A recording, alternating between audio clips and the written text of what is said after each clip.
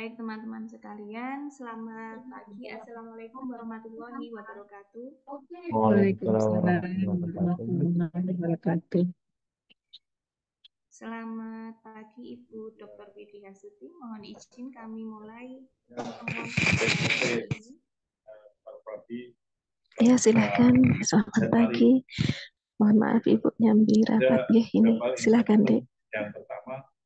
Baik teman-teman.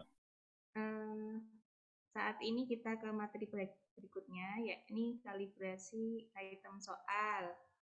Nah, mohon izin saya share screen dulu.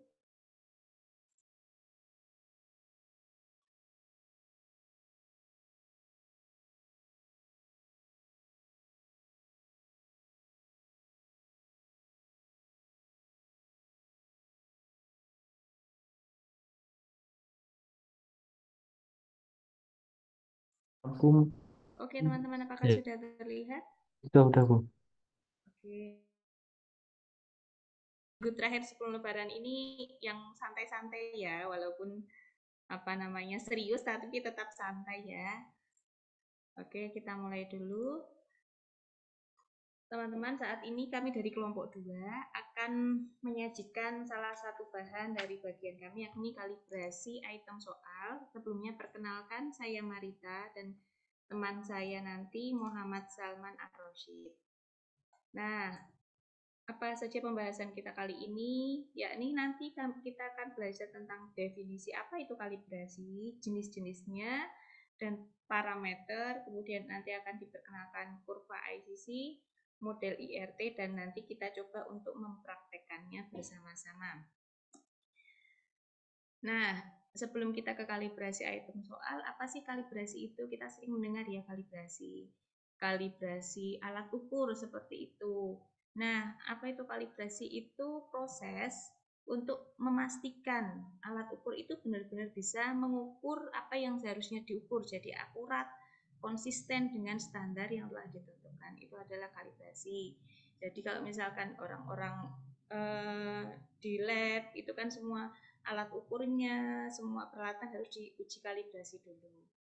Nah, di sini kita masuk ke kalibrasi dalam teori respon butir. Ini adalah proses pengestimasi parameter yang menentukan estimasi parameter butir dan parameter kemampuan respon data berdasarkan model IRT. Apa sih sebenarnya kalibrasi item soal ini? Kita itu ingin melihat karakteristik masing-masing butir soal. Apa saja karakteristiknya? Harapannya apa? Itu adalah agar butir soal tersebut dapat mengukur apa yang seharusnya diukur. Misalnya seperti sering kita dengar contoh di soal tes TOEFL bahasa Inggris, grammar, itu kan harapannya bisa mengukur testi atau peserta didik terkait kemampuan grammarnya. Apakah benar-benar mampu terkait grammar itu atau tidak, maka perlu kalibrasi itu. Nah, kalibrasi item soal ini adalah fungsi dari respon butir. Ini dikaji dalam IRT ya, makanya ini disebutkan berdasarkan model IRT. Kenapa? Karena model IRT ini yang menjawab teori tes klasik. Dalam teori tes klasik disebutkan bahwa butir instrumen itu harus reliable. Nah, di sini, tapi kan reliable keajekan itu tidak bisa mengukur dari dua sisi ya, butir dan peserta tadi data respon. Di sini maka muncullah IRT dari kalibrasi item soal.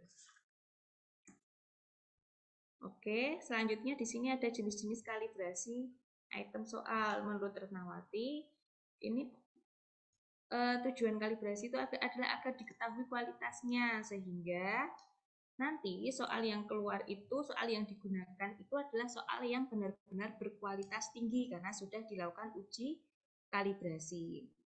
Disebutkan di sini ada 3 jenis, yaitu terpisah, serentak, dan fixed calibration atau campuran gini. Nah, dari bahasanya kita sudah bisa mengartikan ya, yang namanya terpisah berarti sendiri-sendiri atau terpisah dari masing-masing parameternya. Untuk serentak berarti secara bersama-sama, jadi mengestimasi parameternya butir tadi secara bersama-sama. Sedangkan fixed calibration ini adalah menetapkan parameter common item, kemudian mengestimasi butir yang bukan butir bersama untuk kemudian ditempatkan pada skala yang sama. Selanjutnya tadi kita belajar kalibrasi itu kan mengestimasi parameter butir. Nah, parameter butir itu apa? Di sini dikenalkan 3 ya parameter butirnya. Parameter butir yaitu tingkat kesukaran, daya pembeda, dan tebakan semu. Kalau tingkat kesukaran ini adalah yang paling dasar. Ini parameter penting membantu kita untuk menilai butirnya dalam tes. Di sini tingkat kesukaran itu disimbolkan PI yang kami tuliskan di sini. Nah, jika PI itu mendekati 0, berarti pertanyaan tersebut dianggap sulit. Sebaliknya, jika mendekati 1, terlalu mudah. Nah, ini yang mungkin perlu dihilangkan karena dia tidak bisa mengukur, tidak bisa mengukur peserta mana yang memiliki kemampuan tinggi dan tidak. Jadi tidak bisa mengukur mana peserta yang pintar, mana yang enggak karena dianggap terlalu mudah. Nanti di sini hubungannya keterkaitannya dengan parameter logik ya. Jadi ini 1 PL, nanti daya pembeda 2 PL, tebakan semu 3 PL.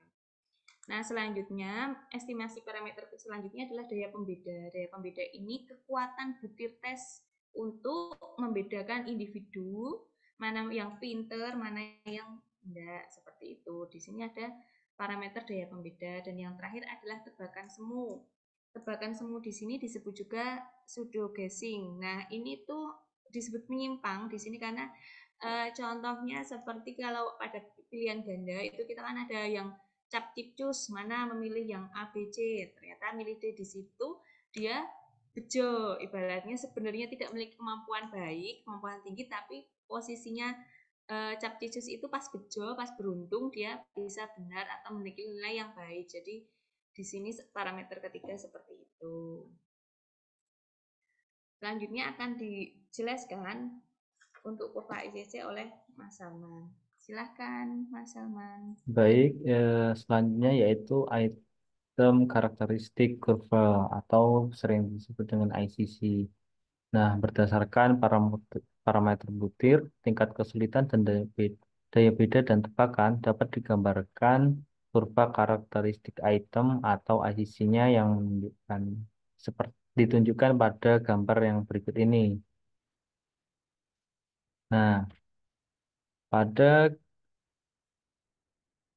gambar kurvanya, kalau yang pertama ini tingkat kesukarannya, dan yang kedua ini eh, daya daya bedanya, dan yang ketiga ini tebakan semu.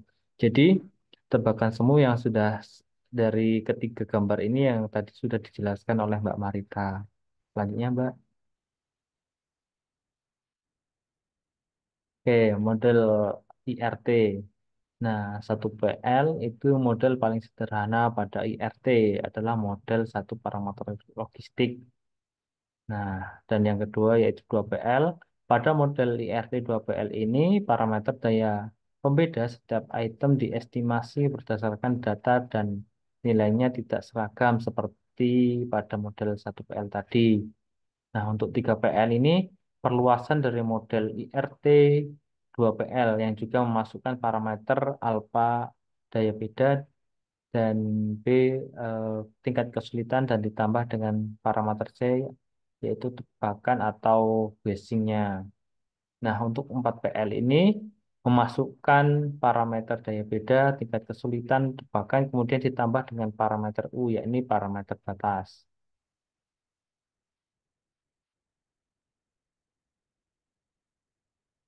Oke, terima kasih. Itu untuk bahan materi eh, pada pagi ini. Selanjutnya saya akan memberikan contoh. Di sini kita akan berdiskusi bersama ya teman-teman, karena di sini pasti tentunya ada yang lebih jago tentang RStudio, dan di sini kelompok kami ini masih belajar atau amatiran. Oke, sebentar. Studio. Apakah gambar RStudio-nya sudah terlihat, teman-teman? Ya. Oke. Nah, di sini saya akan menggunakan datanya yang dari SPSS. Jadi sebelumnya kita akan Berhubung di aplikasi R saya itu belum ada instalan tentang QWERTY, LTM, terus IRM, dan forgennya. Jadi kita akan memasukkan rumus yang seperti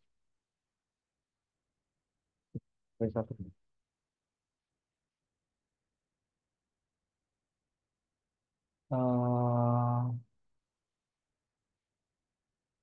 sebentar.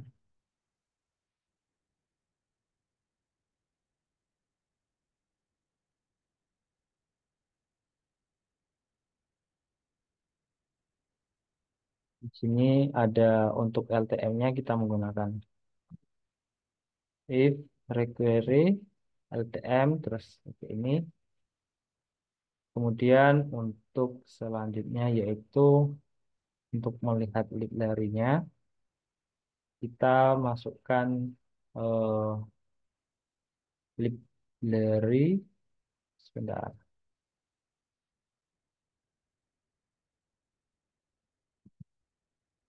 Library dalam kurung LTM. Nah, untuk rumus selanjutnya yaitu untuk IRM-nya. Jadi di sini itu memasukkan rumus IRM.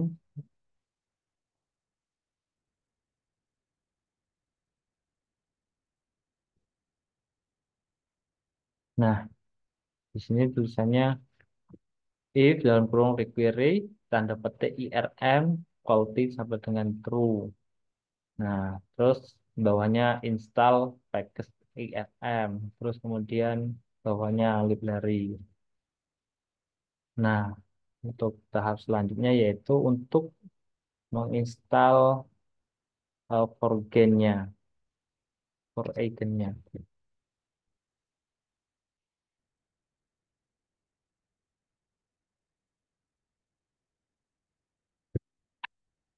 Nah, untuk hampir sama, hanya diganti pada tanda petiknya. Kalau yang pertama tadi LPM, kedua IRM, dan yang ketiga ini for nya. Jadi di sini kita mulai runnya terlebih dahulu.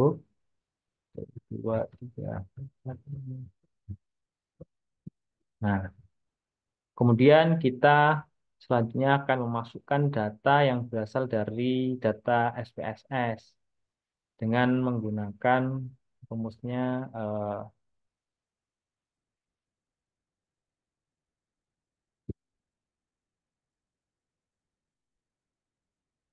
ini respon tanda panah read titik SPSS dalam kurung file choose dalam kurung SEP. Jadi kita akan kalau kita selanjutnya kita akan run. Jadi choose ini kita akan memilih data mana yang akan kita gunakan. Nah, muncul seperti ini. Nah, di sini datanya kita akan menggunakan. Saya sudah mempunyai data. Ini kita open. Nah, kemudian untuk datanya sudah terdapat ini numerical ini eh, terdapat 379 observer dengan 4 variabel. Oke. Nah, tahap selanjutnya yaitu kita akan melihat numerical data frame respon dari para observernya.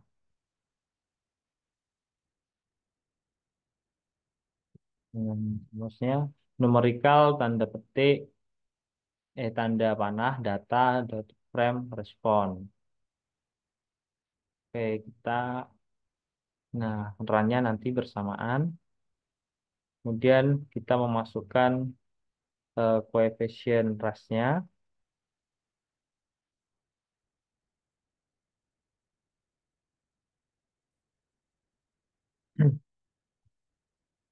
Jadi untuk koefisien rasnya ini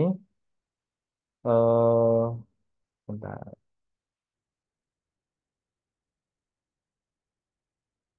Coefficient rush ini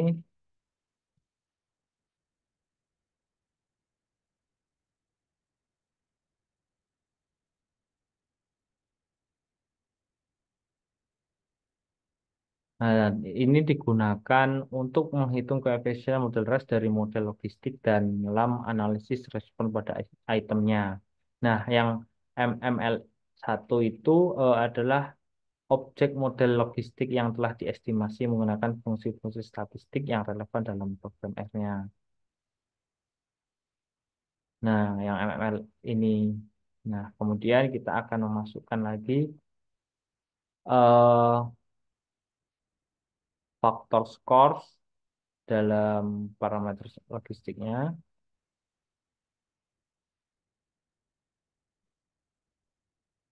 Ini dan selanjutnya kita akan membuat plot hasil output dari satu PL-nya.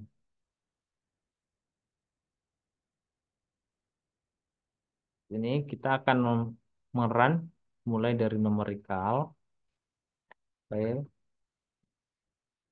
terus koefisiennya. Nah, di sini untuk koefisiennya sudah nampak, di mana diskriminasinya ini pada semua item soal memiliki nilai yang sama dan difficulty-nya ini berbeda. Jadi pada difficulty atau kesulitan, item yang memiliki kesulitan besar itu yaitu pada item nomor satu. Nah, dan yang paling mudah itu item nomor berapa ini? Nomor tiga, nomor tiga. Nah, jadi item yang cenderung dianggap sulit itu nomor satu dan yang cenderung dianggap mudah oleh para observer itu item nomor tiga berdasarkan coefficient rush 1 PL ini. Nah, kemudian tahap selanjutnya kita akan mengerun faktornya terlebih dahulu ya. Nah, ini untuk faktornya. Nah, kita akan melihat melihat plot dari 1 PL. Di sini terlihat sangat sangat indah atau sangat bagus karena ini berbentuknya hampir bersamaan, hampir sama dan tidak tidak berantakan, jadi beraturan. Jadi yang soal yang dianggap sulit tadi kan nomor satu, jadi dia berada di paling depan. Nah, karena nilai positifnya itu lebih tinggi. Nah, sedangkan untuk soal yang lebih dianggap mudah itu eh, nomor tiga. Nomor tiga ini berada negatifnya ini berada di garis negatifnya lebih banyak seperti itu. Oke, bisa dipahami sampai sini ya teman-teman. Nah, oke untuk selanjutnya yaitu kita akan menuju yang 2 PL. Jadi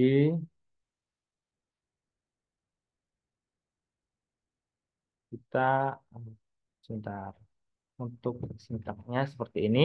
Nah, tidak jauh beda dengan sintak yang pertama tadi. Kita memasukkan ML2 ini menunjukkan dua parameternya LTM, numerical, terus Z1. Z1 ini menunjukkan satu variabel. Apa ya tadi ya? Bentar. Lah. Lanjut untuk koefisiennya ini faktor skor seperti tadi dan plotnya. Oke, mulai kita run dari sini.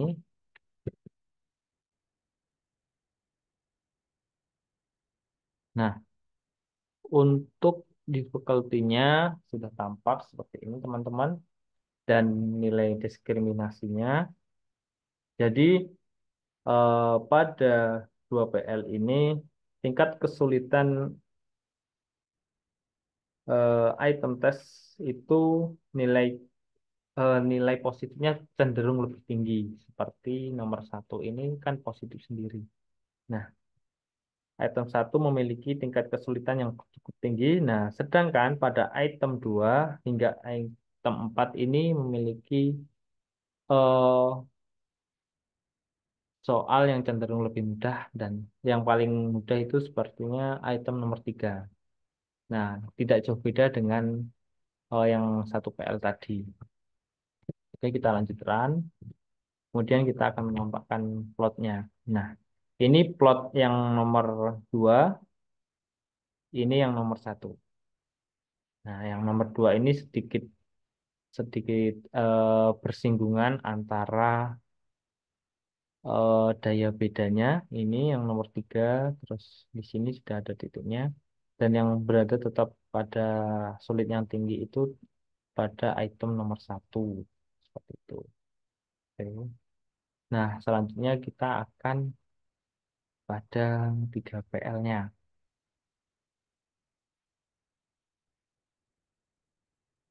PL-nya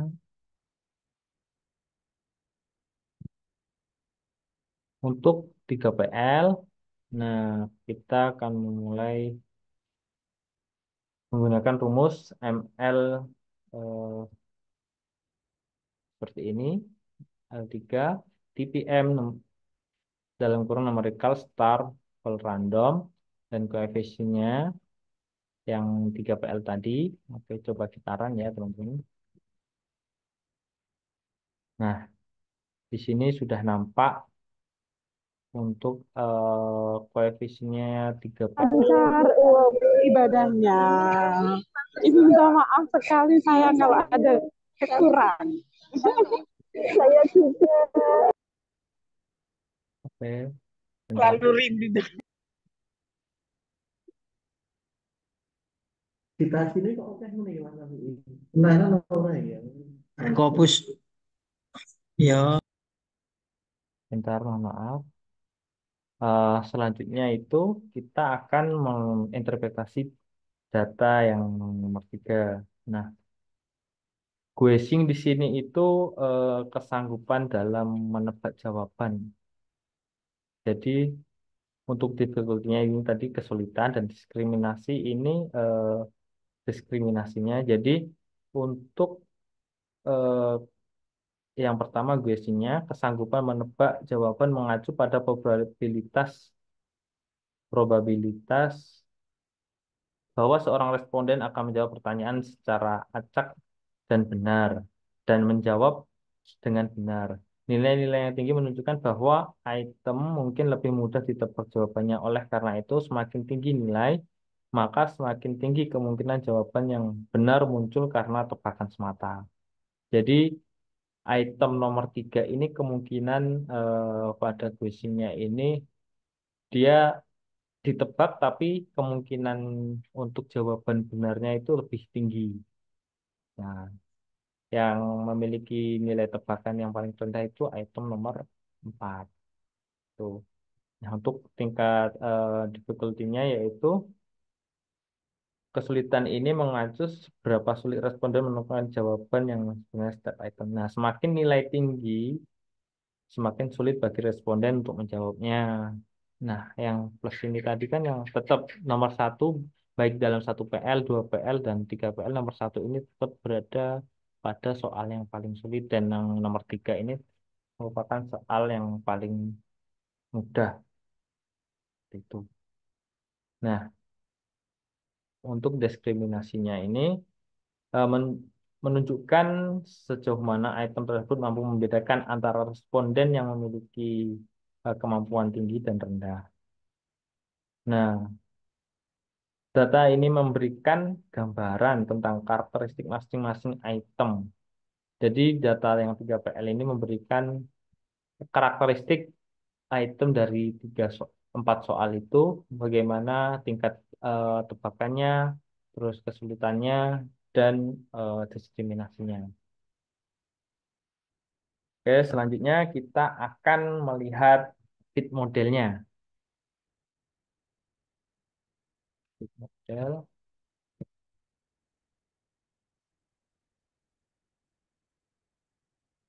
Nah, di sini kita akan membandingkan antara yang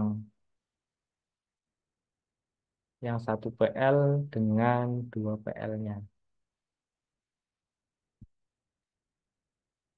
Nah, sini coba kita run.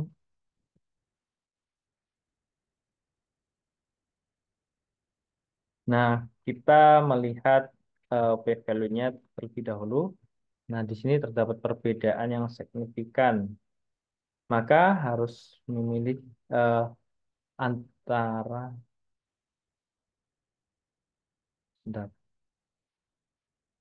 antara 1 PL atau 2 PL. Nah, di sini kita memilih 2 PL karena nilai logistiknya ini lebih kecil. Gitu. Kemudian kita akan membandingkan antara yang 1 PL dengan 2 PL.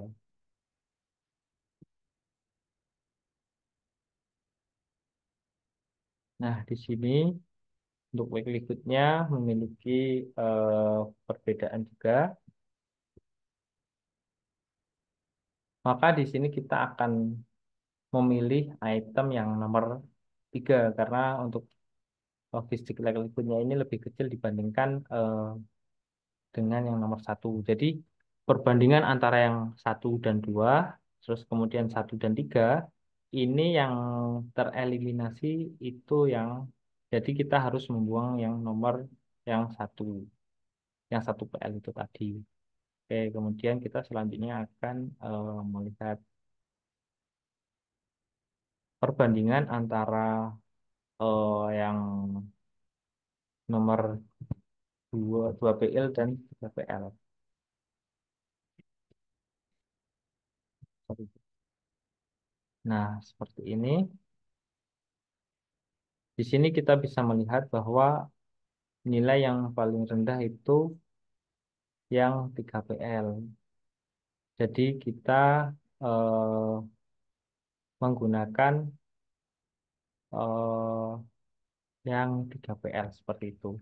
Jadi saya rasa cukup dari kami tentang penggunaan RStudio terhadap IRT yang 1 PL, 2 PL, dan 3 PL.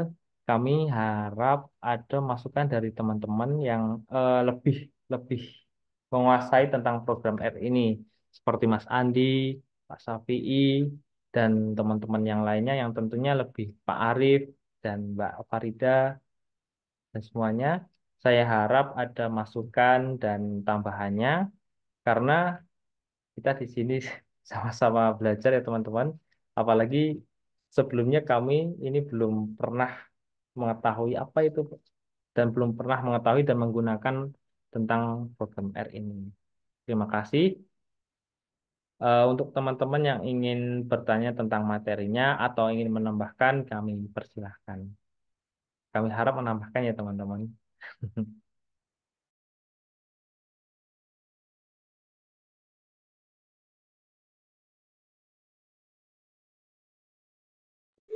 Monggo Mas Arif dulu.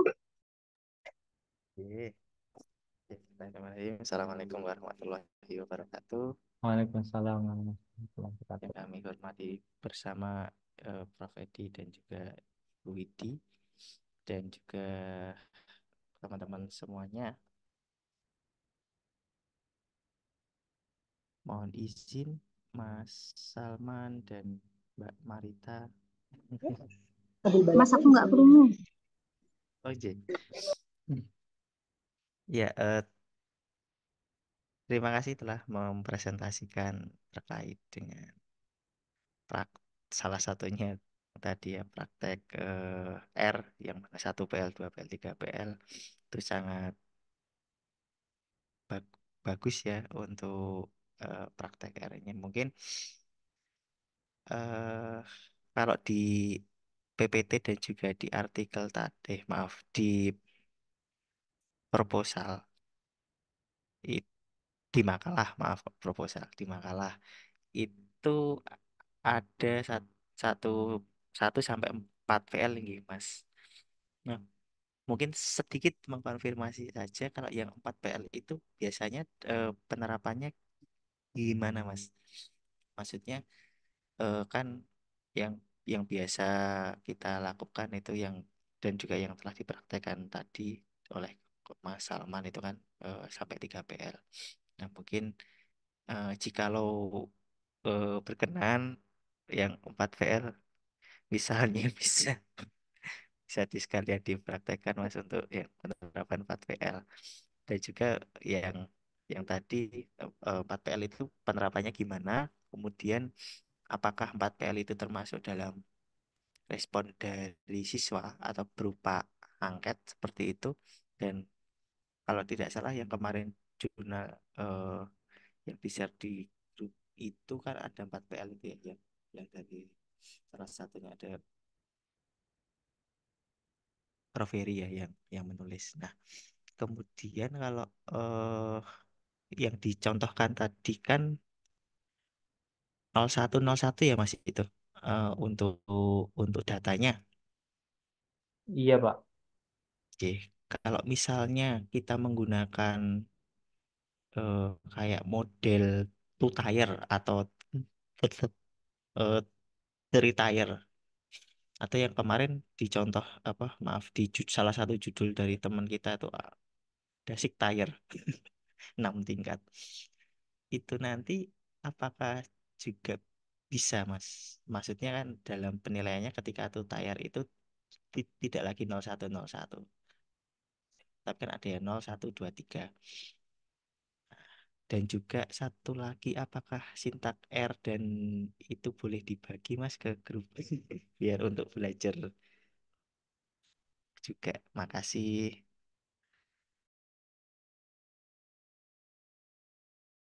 Terima kasih Mas Arif atas pertanyaannya. Izin kami berdiskusi terlebih dahulu dengan Bu Marita ya.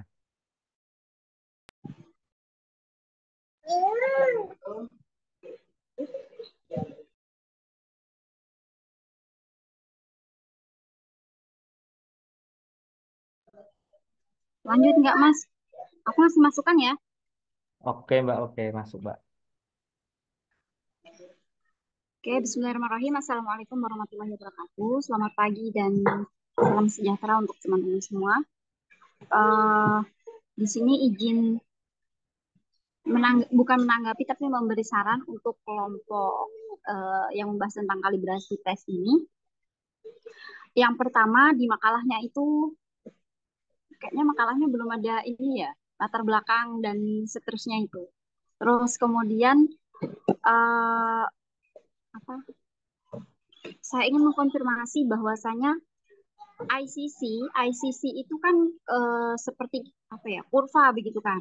Nah, kalau saran saya lebih baiknya di dalam IRT itu kan ada untuk data dikotomi dan data politomus, data dikotomus dan data politomus begitu kan. Nah, di masing-masing itu pasti terdapat ICC-nya begitu. Nah, nanti kalau bisa saran saya itu di dalam 1 PL, 2 PL, 3 PL, 4 PL, dan juga yang data dikotomi misalnya GM, GPCM, itu nanti disebutin di makalah gitu. Jadi per masing-masing itu harus tahu tabel ICC maupun OCR dan OCF dan CRF kalau nggak salah. Itu nanti yang data dikotomus. Data politomus, maaf. Nanti mungkin bisa lebih jelasnya nanti Mas Salman bisa lihat di bukunya Prof. Edi, itu ada.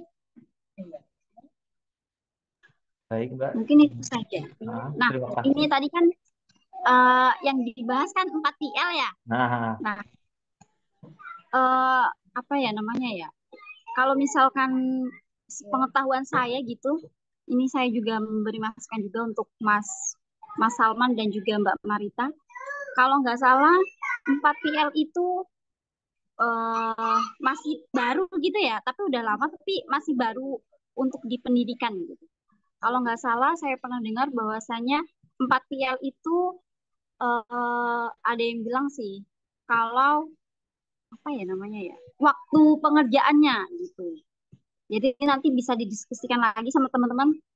Kalau misalkan sebenarnya kalau Mas Mas Salman dan juga Mbak Marta belum terlalu paham di IRT 4 PL, sebenarnya nggak usah disebutin, nggak apa-apa. Karena ini nanti bakalan apa ya, ya jadi bahan diskusi yang berkepanjangan gitu. Mungkin itu saja ya Mas Salman dan juga Mbak Marita masukannya. Terima kasih. Baik, Mbak Farida, terima kasih atas masukan dan sarannya. Memang tadi yang kurvanya itu memang belum dikerjakan karena kami untuk sintaknya belum mengetahui bagaimana untuk mendapatkan kurvanya itu seperti apa. Nanti kami akan diskusikan dan belajar bareng dengan teman-teman bagaimana untuk mendapatkan kurva-kurvanya itu tadi. Oke. Ya, suara saya terdengar? Terdengar Mbak. Ya, terima kasih atas masukannya dari Pak Arief dan Mbak Farida terkait sajian dari parameter tadi ya, 1 PL hingga 4 PL. Ya, kami beberapa sumber kami cari itu beberapa buku menyebutkan 1 sampai 3 memang sesuai yang disebutkan Mbak Farida, 4 PL itu baru yang di pendidikan. Nah, bahkan di beberapa buku itu ada yang menyebutkan 5, Mbak. 5 itu yang model ras itu, tetapi ada juga yang disebutkan model ras itu sama dengan 1 PL. Nah, seperti di tempatnya Prof. Edi itu disebutkan 1 PL itu sama dengan ras. Tapi ada juga ras itu berdiri sendiri. Setelah kami cek itu karena kan perbedaannya yang membedakan itu adalah batasnya ya Mbak ya, batas estimasi atau pengukurannya. Begitu juga dengan 4L itu kalau dari sisi teori yang kami temukan itu 4PL itu kan tadi sudah ada daya pembeda, tingkat kesulitan sama yang pseudo guessing itu berarti yang 4PL ini ditambahkan dengan parameter gitu, parameter batas yang mencegah kemungkinan merespon benar pada item mendekati 1. Tetapi untuk prakteknya tadi disebutkan Mas Salman memang kami belum begitu mengetahui. Mungkin untuk menjadi masukan kami karena masih baru juga, artinya belum banyak sumber yang membahas, jadi belum ada kejelasan dalam makalahnya belum begitu jelas ya, jadi belum banyak contohnya itu. Terima kasih nanti untuk perbaikan makalah kami, begitu juga dengan kelengkapan yang lainnya. Baiklah, nanti untuk sintaknya akan kami kirimkan di grup, Pak. Dan untuk teman-teman yang mungkin sudah pernah atau mempunyai pengalaman tentang cara atau sudah memiliki sintak tentang 4PL, kami persilahkan untuk memberikan pembelajaran pada kita secara bersama-sama. Seperti itu. Terima kasih. Pak Andi, mungkin, atau Pak Safi'i? Kemarin Pak Safi'i katanya mau 4PL Oh iya, disertasinya. Coba deh. mungkin Pak. Monggo Pak, mungkin udah Nggak ketemu. ada datanya. Ada datanya itu, Pak. Datanya Mas Salman. Oh, data yang pakai punya saya tadi nggak apa, Pak? Ya, Oh, oke. Nanti apa konvergen apa enggak gitu. Sebenarnya eh, sebenarnya sama aja 4PL apa sebenarnya sama aja ya. Sebenarnya kita hanya melihat jarak yang bagian atas saja kan. Simtot atas dan upper atas dan simtot atas itu ya upper dan jarak. Hanya nambah itu saja sebenarnya. Cuma ya itu karena data saya tidak tahu apakah ada yang bilang bahwa ada yang saya pernah baca atau mendengar gitu di sebuah pembahasan gitu bahwa untuk 1 PL itu untuk 4PL itu kan minimal berapa ribu gitu ya. Saya lupa dibaca di buku atau di mana. Itu minimal 2.000 atau 1.000 sampai 2.000 mungkin bahkan lebih. Mungkin nanti bisa dikonfirmasi ke Bu Bidi tapi kira-kira itu yang menjadi tantangan terhadap analisis terhadap 4PL itu yang kalau berbasis pada kemungkinan data yang kita miliki misalnya terhadap soal-soal di ujian sekolah itu agak susah gitu loh mendapatkan data sebegitu besar. Mungkin analisis 4PL kalau konteksnya Indonesia mungkin cocok di konteks ujian nasional mungkin ya. Itu mungkin mungkin masih bisa masuk akal. Tapi kalau di ujian-ujian yang levelnya sekolah itu saya kok nggak begitu yakin bisa mendapatkan data sebanyak itu yang objektif yang sebanyak itu. Mungkin saya hanya komentar di sisi itu saja sih Bu Farida. Bu Farida yang tesisnya tentang IRT mungkin lebih maksimal. Terima Enggak. kasih.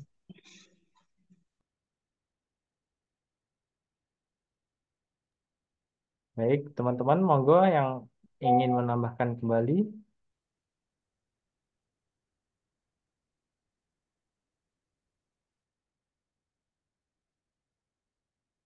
Atau kalau memang belum ada, mohon izin Prof. Edi dan Bu Widi, eh, mohon arahannya tentang materi kami tentang kalibrasi yang berkaitan 1 PL, 2 PL, 3 PL, dan 4 PL. Tadi terdapat pertanyaan tentang bagaimana cara mempraktekkan tentang 4 PL. Kemudian untuk mendapatkan datanya itu bagaimana, dan yang 4 PL ini masih baru dalam pendidikan. Nah, itu bagaimana untuk tanggapannya seperti itu. Terima kasih, Prof. dan Bu. Oke, terima kasih. Assalamualaikum warahmatullahi wabarakatuh. Wah, Waalaikumsalam warahmatullahi wabarakatuh. Salam warahmatullahi wabarakatuh. Selamat pagi, salam sejahtera bagi kita semua. Yang saya hormati Bu Dr. Widya Stuti, teman-teman semua. Ini saya tadi ini dari rapat ke rapat, ini sebentar lagi rapat ya. Jadi ya begitulah. Saya tadi tidak bisa menyimak, mungkin Bu Widi menyimak, tapi saya melihat di PPT-nya. Intinya bahwa hari ini adalah kalibrasi. Kalibrasi itu adalah menyusun instrumen, kemudian instrumen dicocokkan dengan yang baku atau dengan dicari butir-butir yang baik, nanti dilihat dari parameter butir. Nah, sekarang bahasanya tentang parameter butir, mungkin besok yang lain ya, fungsi informasi atau yang lain. Nah, berkaitan dengan parameter butir itu ada beberapa ya. Kalau jenis yang 1 PL, ada 2 PL, 3 PL, dan yang terbaru 4 PL itu. Nah, banyaknya PL itu bukan anak kecil yang masih celat ya. Celat itu PL. PL itu parameter logistik ya. Nah, ini mungkin yang bukan dari PEB ini Mbak Marita, logistiknya di sini bukan berarti seperti anak kos. Mau kemana, Dik? Mau cari logistik, itu cari makan. Nah, ini logistiknya adalah logistiknya. 1 PL itu berarti B, tingkat kesulitan. 2 PL berarti tingkat kesulitan beda, AB. Kalau 3 PL itu ada shadow casing, dan 4 PL itu adalah disebut dengan careless atau kecobuan ya. Jadi yang baik kan 0 kecobuannya, atau 1 min B-nya pakai D atau U ya, nanti itu sama dengan 0, berarti D-nya sama dengan 1 mestinya sampai pusat atas. Seperti C itu kalau bawah 0, kalau ada nilainya berarti tidak pada asimtot bawah. Kalau yang atas itu nanti nilainya 0 kecobaannya berarti asimtot atas terpenuhi 1 kan. Ya, maksudnya gitu.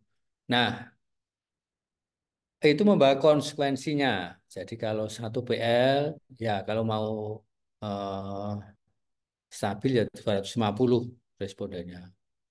Kalau 2 PL ya misalnya 500-an, 3 PL ya 750, kalau 4 PL ya 1000 paling tidak. Ya, syukur lebih banyak ya. Jadi itu kalau mau stabil, tapi kalau belum asal ya nanti nggak stabil, artinya kalau stabil itu kan dicoba yang lain nanti parameternya butirnya hampir sama. Gitu ya. Apalagi kalau politomus itu tentunya lebih banyak ya. Jadi kalau dikotomus dan politomus tentu beda tentunya politomus. Tapi paling tidak untuk answer-answer ya itu ya kalau 4 PL.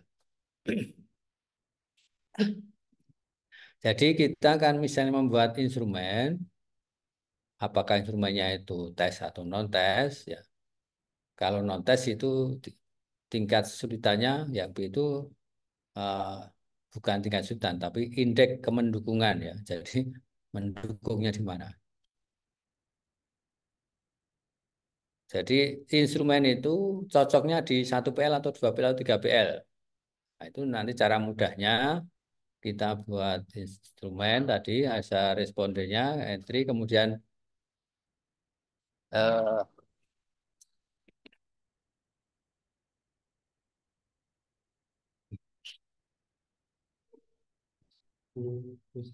oh ya, ganti ilmu lagi. Nah, nanti kemudian dicocokkan itu banyak fit yang mana, misalnya eh, dicoba 1 PL. Oh, ternyata dari 50 butir yang fit hanya 30. 2 PL ternyata yang fit 48. 3 PL dicoba, ternyata yang fit 32, 4 PL, oh yang fit hanya 31. Berarti ini memang cocok fit untuk yang 2 PL. Berarti instrumennya itu ada. Itu cara mudahnya. Atau pakai cari dengan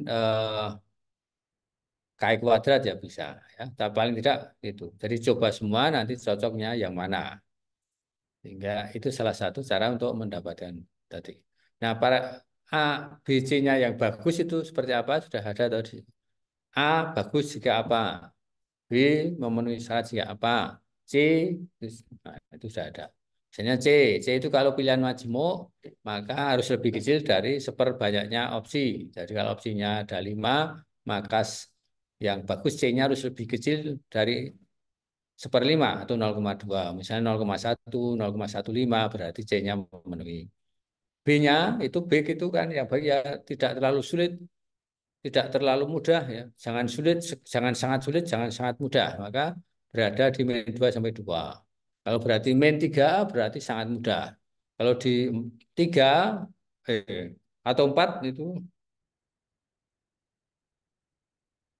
itu yang lebih sulit ya. Jadi sangat sulit, Pak. Atau min 4 sangat mudah. Sehingga yang baik adalah min 2 sampai 2.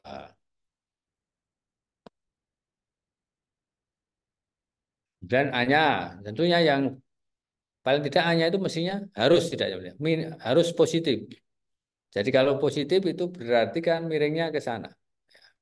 Miringnya ke kanan. Gradiennya itu positif A-nya. Kalau gradien negatif berarti miring ke sini. Kalau miring ke sini itu kan berarti yang tidak pandai, yang lola malah betul.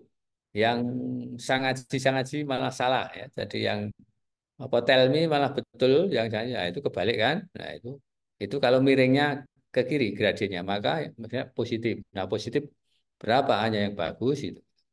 Ya, jadi dari parameter-parameter itu maka kemudian diketahui bahwa butir 1 oh fit karena bagus-bagus semua. Butir 2 oh tidak fit karena beberapa parameternya enggak memenuhi dan seterusnya sehingga bisa dilihat berapa yang fit dari butir yang diujikan. Itu ya salah satu caranya untuk mendapatkan butir-butir yang memenuhi syarat. Ya, itu tambahan dari saya. Bagaimana mendapatkan kalibrasi instrumen agar mendapatkan butir yang bagus. Itu salah satu caranya seperti itu. Oke, mungkin Bu Widi mau menambahkan. Monggo, Bu. Terima kasih, Prof. Sedikit saja, ini tadi sudah banyak disampaikan oleh Prof. Edi. Jadi sedikit saja terkait dengan kalibrasi ya. Teman-teman tadi sudah memahami kalibrasi ya. Alat yang akan kita gunakan tentunya harus dipastikan bahwa alat Pesertanya yang ini akan nunggu Butin ya. alat yang akan kita Lantai gunakan itu betul-betul nanti sesuai dengan apa yang hendak diukur begitu ya. Oleh karena itu tentunya kita punya standar gitu ya. Oleh karena itu untuk memastikan bahwa alat ukur yang kita gunakan itu sesuai dengan standar atau tidak, maka diperlukan namanya kalibrasi. Teman-teman mungkin yang ada di lab, mungkin fisika, atau mungkin lab-lab pengujian yang lain, tidak asing dengan namanya kalibrasi alat begitu ya. Kita ini alatnya sudah dikalibrasi belum ya? Jadi kalau alat itu sudah dikalibrasi, itu berarti nanti data yang dihasilkan insya Allah nanti akan terpenuhi secara akurasinya tinggi begitu ya. Sehingga harapannya demikian. Sehingga di instrumen, dalam bentuk instrumen tes ataupun non-tes itu pun apa kita perlu lakukan adanya kalibrasi. Nah, kalibrasi yang dilakukan teman-teman tadi sudah mencoba melakukan melalui pendekatan modern ya dengan ART ya. Entah itu terutama dengan model logik ya, logik 1PL, 2PL, 3PL, bahkan 4PL ya. Mungkin ada lagi perkembangan yang sekarang sampai 6PL begitu ya. Nah, tapi apakah perlu sampai 6PL atau bahkan 5PL atau 6PL, apakah perlu sampai di sana? Nah, itu tergantung sesuai kebutuhan. Karena kita melakukan sebuah kalibrasi tentunya sesuai dengan tujuan, ya. Dan kita akan mendapatkan hasil yang seperti apa tentunya sesuai dengan tujuan kita melakukan kalibrasi itu seperti apa, sejauh mana begitu. Kemudian nanti teman-teman untuk model 1PL dan dengan model RAS begitu ya.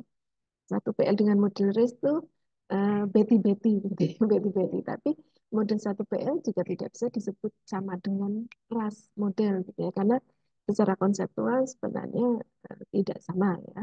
Dan rumusnya pun sebenarnya berbeda. Cuma ada beberapa memang sama gitu ya. Ada yang sama, ada yang tidak sama begitu ya. Teman-teman nanti bisa membaca sendiri. Sepertinya dulu pernah Desain ya terkait dengan persamaan antara 1 PL dengan model RAS, apa persamaan dan perbedaannya, saya pikir dulu sempat saya share nih.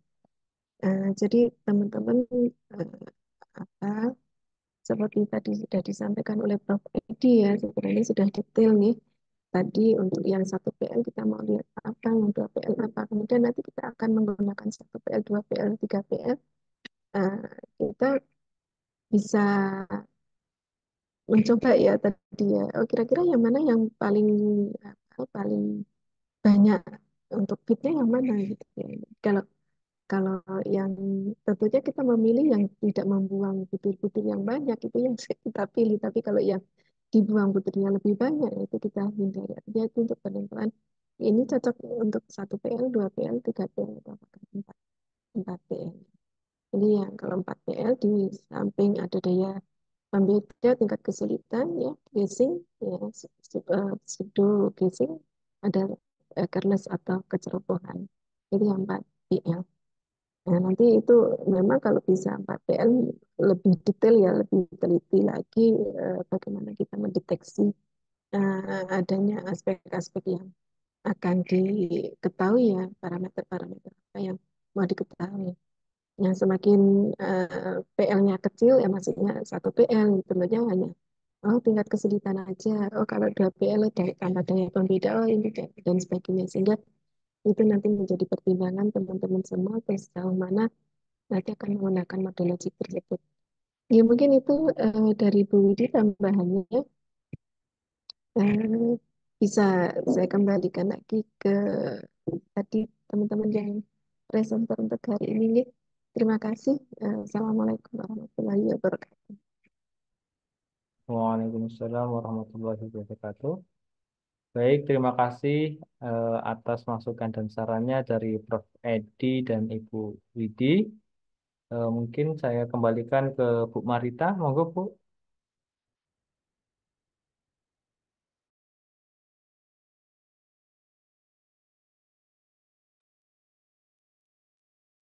Mungkin ada tambahan lagi atau enggak dari teman-teman masukannya tentang materi kita pada hari ini?